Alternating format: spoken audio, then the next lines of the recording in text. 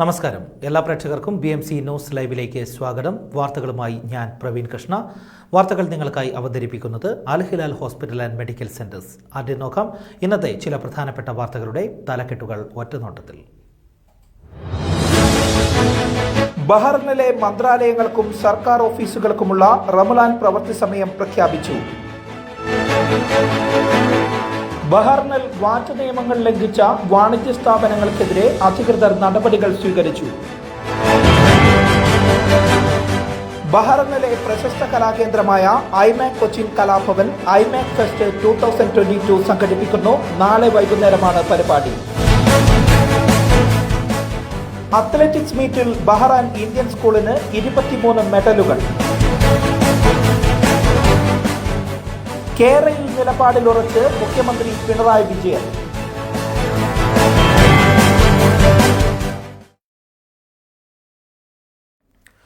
വാർത്തകൾ വിശദമായി. ബഹ്റൈനിലെ മന്ത്രാലയങ്ങൾക്കും സർക്കാർ ഓഫീസുകൾക്കുമുള്ള റമളാൻ പ്രവൃത്തി സമയം പ്രഖ്യാപിച്ചു.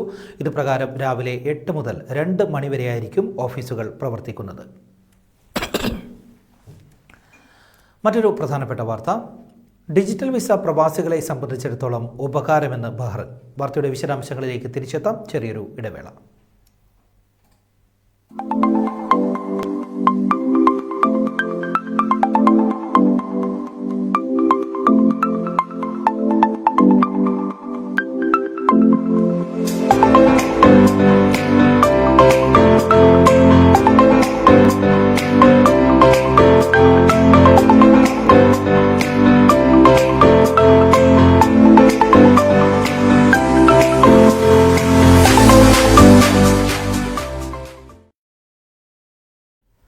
വാർത്തകൾ തുടരുന്നു.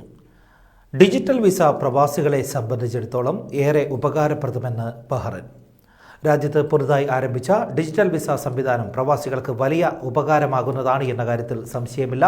വിസ പുതുക്കുമ്പോൾ പാസ്പോർട്ടിൽ സ്റ്റാമ്പ് ചെയ്യുന്നതിനുള്ള വലിയ പ്രയാസമാണ് ഇതിലൂടെ ഇല്ലാതാകുന്നത് എന്നതാണ് പ്രധാനപ്പെട്ട കാര്യം. രാജ്യത്തേക്ക് വരുമ്പോൾ ഏജന്റുമാർ മുഖേനയാണ് പലരും സ്റ്റിക്കർ പതിച്ചിരുന്നത്. 5 ദിനാർ മുതൽ സ്റ്റിക്കർ പതിക്കുന്നതിന് വേണ്ടി ഏജന്റുമാർ ചാർജ് ഈടാക്കിയിരുന്നു. NPRA സേവന കേന്ദ്രങ്ങളിലും പോസ്റ്റ് ഓഫീസുകളിലുമാണ് ഇതിനുള്ള സൗകര്യം ഉണ്ടായിരുന്നത്. ഈ നിയമം എടുത്തു മാറ്റിയത് കൊണ്ട് തന്നെ ഇനി മുതൽ ഈ ചെലവ് പ്രവാസികൾക്ക് ഒഴിവാക്കാൻ സാധിക്കുമെന്നത് വലിയൊരു കാര്യം തന്നെയാണ്. കഴിഞ്ഞ തിങ്കളാഴ്ച മുതലാണ് ഡിജിറ്റൽ റെസിഡൻസി സംവിധാനം രാജ്യത്ത് നിലവിൽ വന്നത്. പുതിയ നിയമം അനുസരിച്ച് വിസ പുതുക്കുമ്പോൾ www.bahrain.bh എന്ന വെബ്സൈറ്റിൽ നിന്നും ഒരു QR കോഡ് പതിച്ച റെസിഡൻസി പെർമിറ്റ് ലഭിക്കും. ഇത് കൈവശം സൂക്ഷിക്കണം. മൊബൈലിൽ ഡൗൺലോഡ് ചെയ്ത് സൂക്ഷിക്കുകയോ പ്രിൻ്റ് എടുത്ത് കൈവശം സൂക്ഷിക്കുകയോ ചെയ്യാം. വിദേശ രാജ്യത്ത് നിന്നും പോകുന്നവർക്കും വരുന്നവർക്കുമെല്ലാം പ്രിൻ്റ് അല്ലെങ്കിൽ മൊബൈൽ ഫോണിലെ കോപ്പി വിമാനത്താവളത്തിൽ കാണിച്ച് യാത്ര ചെയ്യാം. റെസിഡൻസി പെർമിറ്റ് ഡിജിറ്റൽ രൂപത്തിലേക്ക് മാറുന്നതോടെ ബഹ്റൈന് പുറത്തായാലും വിസ പുതുക്കാൻ സാധിക്കുമെന്ന മറ്റൊരു കാര്യം കൂടി പ്രവാസികളെ സംബന്ധിച്ചിടത്തോളം വലിയൊരു അനുഗ്രഹം തന്നെയാണ്. ബഹ്റൈനിൽ വാറ്റ് നിയമം ലംഘിച്ച 40 വാണിജ്യ സ്ഥാപനങ്ങൾക്കെതിരെ നടപടി സ്വീകരിച്ചതായി വാണിജ്യ വ്യവസായ ടൂറിസം മന്ത്രാലയം അറിയിച്ചു. വാറ്റ് വർധന നടപ്പിലാക്കിയ ശേഷം വിവിധ ഗവർണറേറ്റുകളിലെ വാണിജ്യ സ്ഥാപനങ്ങളിൽ കർശന പരിശോധന നടത്തിയിരുന്നു. വാറ്റ് 10% വർദ്ധിപ്പിച്ചത് മാറ്റം വരുത്താത്ത സ്ഥാപനങ്ങൾക്കെതിരെയാണ് നടപടി സ്വീകരിച്ചിട്ടുള്ളത്. ഉപഭോക്താക്കളുടെ താൽപ്പര്യവും രാജ്യത്തെ വ്യാപാര നിയമവും സംരക്ഷിക്കുന്നതിൻ്റെ ഭാഗമായാണ് നടപടികൾ. 10,000 വരെ പിഴ ലഭിക്കാവുന്ന കുറ്റമാണ് വാറ്റ് നിയമലംഘനം. ചില സ്ഥാപനങ്ങൾ വാറ്റ് തട്ടിപ്പ് നടത്തിയതായും ഇതോടൊപ്പം കണ്ടെത്തിയിരുന്നു. 5 വർഷം വരെ തടവും വാറ്റ് സംഖ്യയുടെ 3 ഇരട്ടി പിഴയുമാണ് ഇത്തരം കേസുകളിൽ ശിക്ഷയായി ഉണ്ടാവുക. വാറ്റുമായി ബന്ധപ്പെട്ട നിയമങ്ങൾ പാലിച്ച് മുന്നോട്ട് പോകാൻ സ്ഥാപനങ്ങൾ ജാഗ്രത പാലിക്കണമെന്നും അധികൃതർ പറഞ്ഞു. വാറ്റ് നിയമ ലംഘനങ്ങൾ ശ്രദ്ധയിൽപ്പെട്ടാൽ 8001 എന്ന നമ്പറിൽ ബന്ധപ്പെട്ടുകൊണ്ട് പരാതി നൽകാവുന്നതാണ് എന്ന് മന്ത്രാലയം ഇതോടൊപ്പം അറിയിക്കുകയും ചെയ്തു. ഇനി അറിയാം ബഹ്റൈനിലെ ഏറ്റവും പുതിയ കോവിഡ് അപ്ഡേറ്റ്സ്. നിങ്ങൾക്കായി അവതരിപ്പിക്കുന്നത് Al Hilal hospital and medical centres. COVID updates brought to you by Al Hilal Hospital and Medical Centers.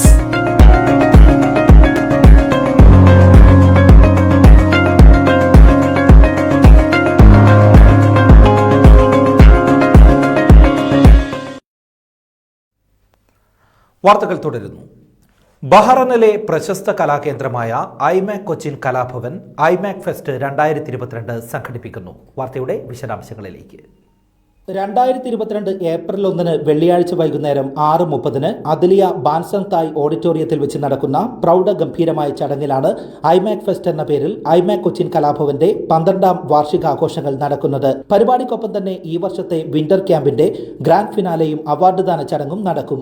ചടങ്ങിനോടനുബന്ധിച്ച് Indian club dance Dhamaka 2022, BKS Balakalotsavam, SIMS super dancer, brain craft talent hunt തുടങ്ങിയ ബഹ്റിനിലെ മികച്ച മത്സര പരിപാടികളിൽ group single വിഭാഗങ്ങളിൽ മിന്നുന്ന വിജയം കരസ്ഥമാക്കിയ IMAC Cochin കലാഭവനിലെ കലാവിദ്യാർത്ഥികൾക്ക് ട്രോഫികളും മെഡലുകളും സർട്ടിഫിക്കറ്റുകളും പരിപാടിയിൽ വെച്ച് സമ്മാനിക്കും.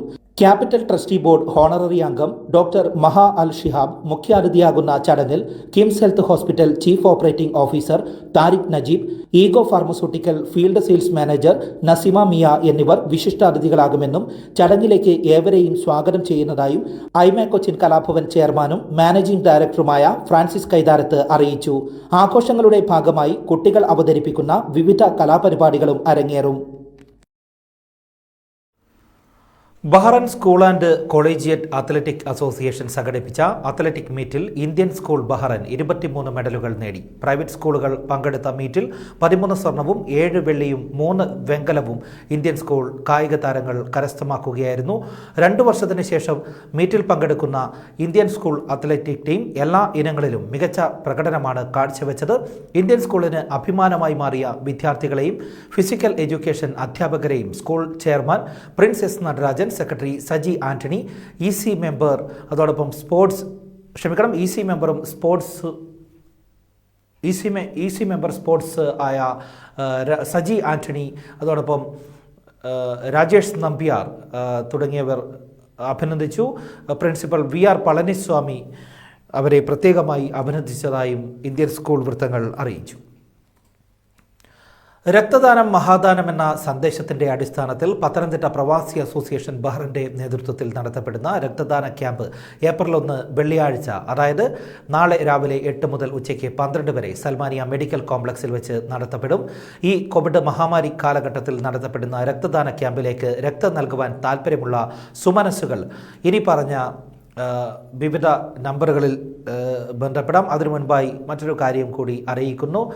സൽമാനിയ ഹോസ്പിറ്റൽ ബ്ലഡ് ബാങ്കിൽ വെച്ചാണ് ഇത്തരത്തിൽ ഒരു രക്തദാനം നടക്കുന്നത്. കൂടുതൽ വിവരങ്ങൾക്ക് 39889317 അല്ലെങ്കിൽ 333979994 കൂടാതെ 38074144 എന്നീ നമ്പറുകളിൽ ബന്ധപ്പെടാവുന്നതാണ് എന്നും ഭാരവാഹികൾ അറിയിച്ചു. Friend social association Manama area വനിതാ വിഭാഗം നടത്തിയ പോസ്റ്റർ നിർമ്മാണ മത്സരത്തിലെ വിജയികളെ പ്രഖ്യാപിച്ചു. ലോക വനിതാ ദിനത്തോടനുബന്ധിച്ച് ഓൺലൈനിലായിരുന്നു പരിപാടി സംഘടിപ്പിച്ചത്. വനിതാ ദിനം എന്ന വിഷയത്തിൽ നടത്തിയ മത്സരത്തിൽ വർദ്ധിച്ച പങ്കാളിത്തമുണ്ടായിരുന്നു. വളരെ വലിയൊരു കൂട്ടായ്മ തന്നെയാണ് ഇതിലൂടെ വിജയം കൈവരിച്ചിരിക്കുന്നത് എന്നും സംഘാടകർ അറിയിച്ചു. അർഷന നൌഫൽ, അതോടൊപ്പം മുർഷിദ KT, റിഫ നിഹാൽ എന്നിവർ യഥാക്രമം 1, 2, 3 സ്ഥാനങ്ങൾ കരസ്ഥമാക്കി. Area president Najma Sadiq, secretary Faseela Haris, Sargavedi convener Bushra Hameed, vice president Noora Shoukath Ali തുടങ്ങിയവരാണ് പരിപാടിക്ക് നേതൃത്വം നൽകിയത്. ബഹ്റൈൻ കേരള നേറ്റീവ് ബോൾ ഫെഡറേഷന്റെ ആഭിമുഖ്യത്തിൽ നടത്തപ്പെടുന്ന മഹിമ ഇലക്ട്രിക്കൽസ് ആൻഡ് എവറോളിംഗ് ട്രോഫിക്ക് വേണ്ടിയുള്ള 1ാമത് 2020 നാടൻ പന്തുകളി മത്സരത്തിന്റെ ഫൈനൽ മത്സരങ്ങൾ സിഞ്ച് മൈതാനിയിൽ നാളെ, അതായത് 1/4/2022 വെള്ളിയാഴ്ച 1 മണിക്ക് നടക്കും. കോട്ടയം പ്രവാസി ഫോറം പ്രസിഡന്റ് ബോബി പാറയിൽ പതാക ഉയർത്തും. BKNBF പ്രസിഡന്റ് റജി കുരുവിളയുടെ അധ്യക്ഷതയിൽ കൂടുന്ന സമാപന സമ്മേളനത്തിൽ BMC മാനേജിംഗ് ഡയറക്ടറും ചെയർമാനുമായ ഫ്രാൻസിസ് കൈതാരത്തും OICC ദേശീയ ജനറൽ സെക്രട്ടറി രാജു കലുംപുറവും ചേർന്ന് സമ്മാനദാനം നിർവഹിക്കും. ആദ്യ സെമിഫൈനൽ മത്സരത്തിൽ തോട്ടേക്കാട് ടീം മീനടം ടീമിനെയും, 2ാം സെമിഫൈനൽ മത്സരത്തിൽ കമ്പമേട് ടീം പാറമ്പുഴ ടീമിനെയും നേരിടും. സെമിഫൈനൽ മത്സരങ്ങളിൽ വിജയികളാകുന്ന ടീമുകൾ തമ്മിൽ അന്നേ ദിവസം 3 മണിക്ക് ഫൈനലിൽ ഏറ്റുമുട്ടും. 2020 ടൂർണമെന്റിലെ മികച്ച കളിക്കാരന് നെല്ലിക്കൽ വിജയൻ മെമ്മോറിയൽ ട്രോഫിയും, മികച്ച കാലടിക്കാരന് മുട്ടമ്പലം വിജയൻ മെമ്മോറിയൽ ട്രോഫിയും, മികച്ച പിടുത്തക്കാരന് മിന്നൽ തമ്പി മെമ്മോറിയൽ ട്രോഫിയും സമ്മാനിക്കുന്നതാണ് എന്നും ഇതോടൊപ്പം സംഘാടകർ അറിയിച്ചു. ഇനി സൗദിയിൽ നിന്നുള്ള വാർത്തയിലേക്ക് തിരിച്ചെത്താം. ചെറിയൊരു ഇടവേള.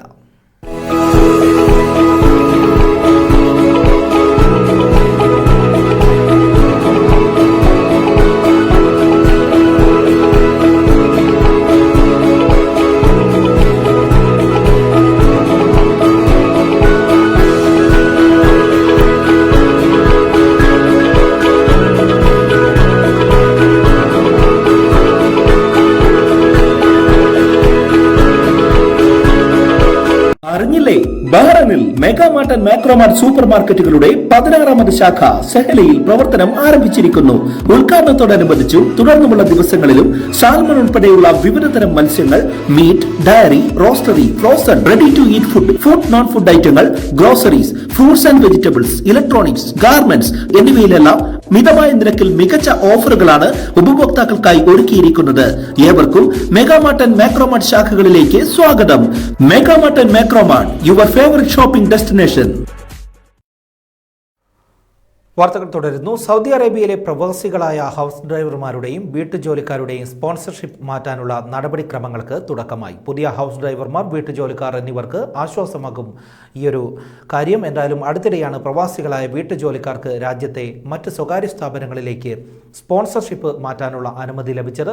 ഹൗസ് ഡ്രൈവർമാർക്കും ഗാർഹിക തൊഴിലാളികൾക്കും മറ്റ് സ്ഥാപനങ്ങളിലേക്ക് സ്പോൺസർഷിപ്പ് മാറാൻ നേരത്തെ അനുമതി ഉണ്ടായിരുന്നില്ല. അടുത്തിടെ സ്പോൺസർഷിപ്പ് മാറാമെന്ന് പാസ്പോർട്ട് വിഭാഗം പ്രഖ്യാപിച്ചതോടെ നിരവധി പേരാണ് പല സ്ഥാപനങ്ങളിലേക്ക് തൊഴിൽ മാറിയത്. ഇതിനായി സ്പോൺസർമാരുടെ ദേശീയ തിരിച്ചറിയൽ കാർഡ്, തൊഴിലാളികളുടെ ഇഖാമ, പാസ്പോർട്ട് എന്നിവയും അപേക്ഷയോടൊപ്പം സമർപ്പിക്കണമെന്നും സൗദി പാസ്പോർട്ട് വിഭാഗം അറിയിച്ചു.